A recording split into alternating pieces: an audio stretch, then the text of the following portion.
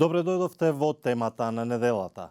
Проблемот со бегалците, мигрантите и раселените лица веќе не е во толкава мера присутен во медиумите како до пред неколку години, но ни оддалеку не е надминат. Шверцот со мигранти е секојдневие и во Македонија. Според Високиот комесаријат за бегалци на Обединетите нации, вистинските мигрантски кризи не се случуваат во Европа, Соединетите држави или Австралија, туку во земјите во развој. Најголемиот број од оние што ги напуштаат своите земји поради конфликти, репресија или сиромаштија, најчесто завршуваат во соседните држави. Во минатата година биле регистрирани рекорден број раселени лица. И покрај популистичката реторика на Западот во врска со мигрантската криза, вистинската бегалска криза се случува во земји во развој, каде што се евидентирани над 70 милиони раселени луѓе кои бегаат од војни или од друг вид прогон, соопштија Обединетите нации. 80% of the refugees, so the people who have left their country, are in the next country. So this image, I've said it many times, but it bears repeating. You know, when you say Europe has a refugee emergency, or the United States or Australia, no. Most of the refugees are in fact in the countries next to where the war is. And unfortunately that means mostly in poor countries or in middle-income countries. That's where the crisis is. That's where we need to focus. Половина од присилно раселените се деца, а вкупната бројка во 2018 е највисока во последниве 70 години, или двојно поголема од пред 20 години, се истакнува во годишниот извештај на УНХЦР. Но и овие бројки не се целосни, бидејќи во нив не се вклучени околу 4 милиони венецуелци, кои се раселиле од 2015 до сега. Тоа е така поради тоа што на венецуелците не им требаат визи, ниту пак да бараат азил за да престојуваат во повеќето од соседните земји. Се проценува дека до крајот на годинава ќе има вкупно 5 милиони бегалци од Венецуела. Certainly, if the situation is not solved politically in Venezuela, with a political agreement, we will see a continuation of this exodus. I know that the government of Venezuela has complained that our figures are inflated. Well, these are the figures that we get from governments in the region. На Балканот пак моментално најголем проблем со мигрантите има во Босна и Херцеговина.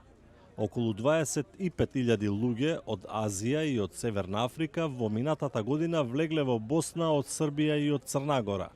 Над 6.000 од нив се во околината на Бихач и Велика Кладуша, во близина на границата со Хрватска, надевајќи се дека ќе продолжат кон Европската Унија.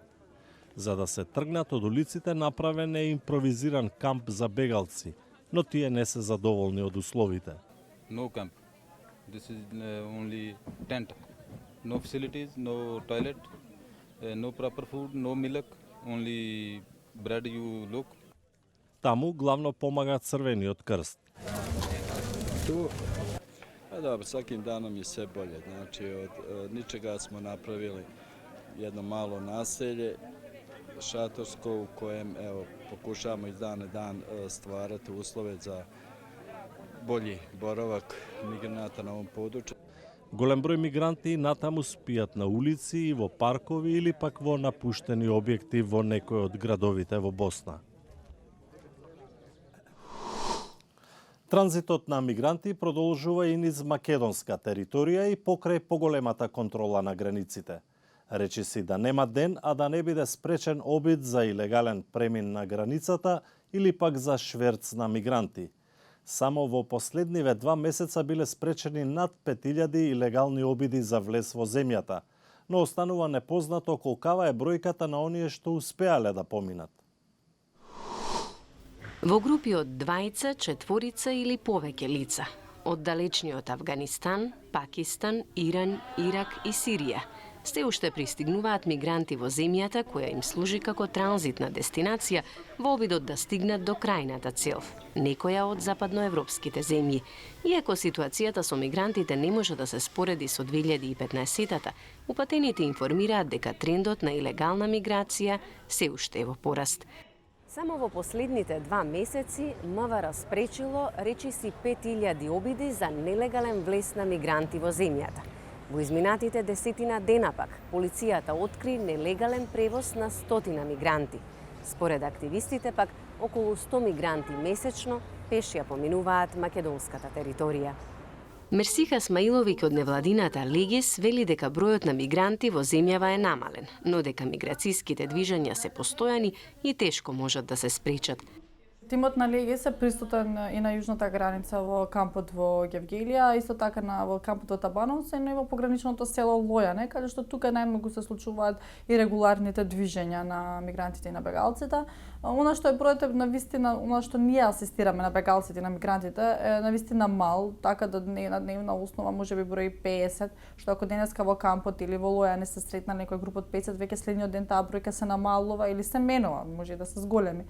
Така да бројката која циркулира во Македонија е околу 50. Немаме евиденција во тие стопирања или враќања кои што ги врши полицијата на Македонија заедно со другите полициски служби. Тие бегалци не доаѓаат, не плинуваат низ кампот, така да немаме увид на тоа. Така да МВР бројката може би е поголема, бидејќи тие секојдневно се на таа јужна граница. Смаиловиќ вели дека секој од мигрантите има различна цел. За дел од нив тоа е некоја западноевропска земја. Други пак одлучиле земјава да биде нивно постојано живеалиште. Таа забележува на долгите постапки за добивање азил, како и на најчесто негативните одговори на барањата. Миграцијските текови ќе траат се уште, нема да бидат спречени никоја, што се процеси кои што траат со векови. Нас барем тоа ни е познато во живење во Македонија, и пола милион наши граѓани кои што се одселија, за среќа имаат добар пасош, па може да ги користат авионите. Но нема да прекине, но дефинитивно интензитетот се намалува. Политиката во Европската унија се менува во однос на мигрантите и бегалците. Правата на азил не се веќе толку лесно достапни. Даблин 3 веќе профункционира, значи ги враќаат бегалците во првата земја каде што побарале азил. Така едноставно бегалците и мигрантите ја примеа пораката, но дефинитивно заложбите на Европската унија и другите земји за мир во тие места од каде што доаѓаат треба да се продолжи. Мислам дека така единствено некои миграцијски текови ќе се прекинат. Смаиловиќ порачува дека на државата и треба што поскоро усвојување на новата стратегија, бидејќи профилот и бројот на бегалци сега е поразличен од 2015 година. Таа упатува апел до политичките партии да не заработуваат политички поени на грбот на мигрантите и бегалците, бидејќи според неа стратегијата била прекината поради, како што вели, ксенофобичните изјави на одредени политички поединци. Тоа беше се во ова издание на темата на неделата, во кое се осврнавме на глобалниот проблем со бегалците, мигрантите и раселените лица. Нашите содржини можете да ги следите и на социјалните мрежи, како и на YouTube. До гледање!